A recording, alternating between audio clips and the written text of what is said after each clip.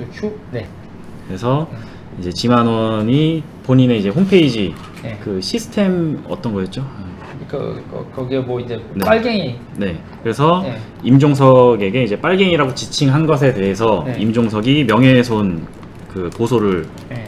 걸었죠. 그렇죠. 근데 이제 그거 조정해라라는 이제 법원 명령이 있었고 네. 조정이 성립돼서 네. 그래서 이제 고소 취하 단계를 아하. 밟았다라는 게 이제 어제 기사입니다. 그러니까 200만 원이죠. 네. 200만 원이라서 임종석 빨갱이 새끼 이렇게 말을 하면 200만 원을 줘야 되는 거죠. 근데 이것도 이제 자세하게 또 내용을 살펴보면 네. 그래서 2018년 3월에 고소를 했어요. 네. 그래서 어떤 내용에 대해서 고소를 했냐, 뭐 임종석이 주사파의 골수이자 대부이다, 그리고 지독한 빨갱이다, 뭐 이런 글을 올렸대요. 네. 그래서 2018년 3월에 고소를 했고 검찰이 명예훼손이 어느 정도 인정된다고 해서 7월에 불구속 기소를 했습니다. 그래서 이건 형사에 대한 내용인 거죠.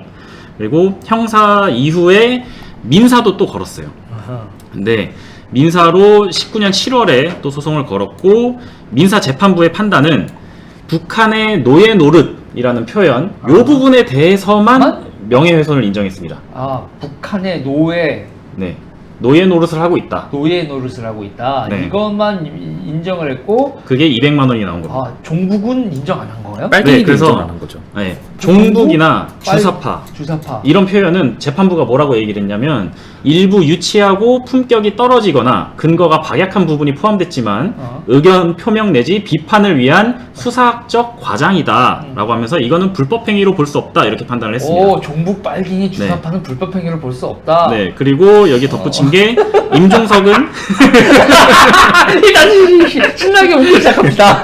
그리고 임종석은 정치인으로 공론의 장에 나선 전면적 공적 인물이다. 그래서 비판을 감수해야 되고 그 비판은 법적 대응이 아니라 해명과 재반박을 통해 스스로 극복해야 된다라고 그치. 얘기를 했습니다. 북한의 노예 노릇. 그치, 이건 북한의 노예 노릇인지 아니지. 이거는, 응? 그거는 명예 200만 원, 요게 200만 원짜리였고, 네. 임종석 빨갱이, 임종석 종북, 임종석 주사파, 요건 200만 원짜리가, 이건 무죄가 난 거네. 네, 맞습니다. 여러분 이렇게 꼼꼼히 따져봐야 됩니다. 꼼꼼히.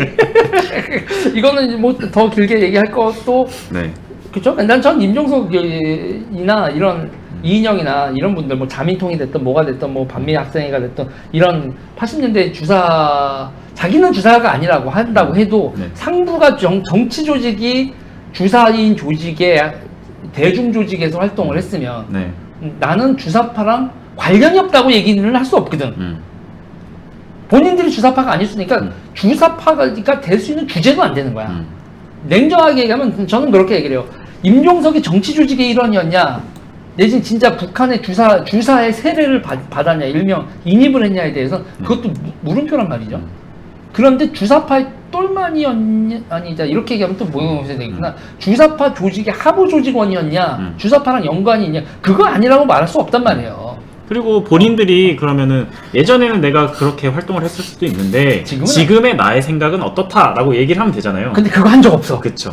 그래서 뭐 이인영 청문회 때도 그랬던 것 같고 조국 장관 청문회 때도 얘기 나왔었잖아요. 그 이제 조국 같은 경우도 당신 전향했냐 이런 질문에 대해서 요리조리 교묘하게 이제 회피해 갔죠. 근데 아니 조국 물어볼 필요도 없어요. 조국은 운동권 그 산호맹 어쩌고 저쩌고 네. 나오는데 거기서도 그 사람들도 아 쟤는 찐 아니야. 그러니까 조국은 찐 운동권이었던 적도 없어. 네. 보니까 얘기를 들어보면 쟤는 그냥 뭐 사상을 전향하고 뭐고 할 만큼 뭐 그러니까 거기에서도 보면 그 일명 빨갱이가 되고 빨갱이 호소인 정도지. 네. 빨갱이가 되지도 못한 사람들이야. 그 조국 그러니까 얘기할 것도 없는데 근데 이인영이나 이런 임종석 같은 경우는 좀 분명히 자기 입장을 얘기를 해줘야지. 그쵸. 이 얘기를 안 해. 그래서 지금 나의 생각이 어떤가에 대해서 얘기를 하지 않는다면 우리가 합리적 의심으로 옛날 생각 그대로 가지고 있구나라고 보는 게 타당하지 그리고 않겠습니까? 하는 행동, 그리고 경문협 같은 거, 그 돈을 어떻게 한 거야? 경문협이라고 그 북한 조선중앙통신 이런 거 네. 저작권료 발생하잖아요. 네. 또 우리나라에서 그 TV조선이 제일 많이 내대? 거기 자료를 제일 많이 쓰는 거야.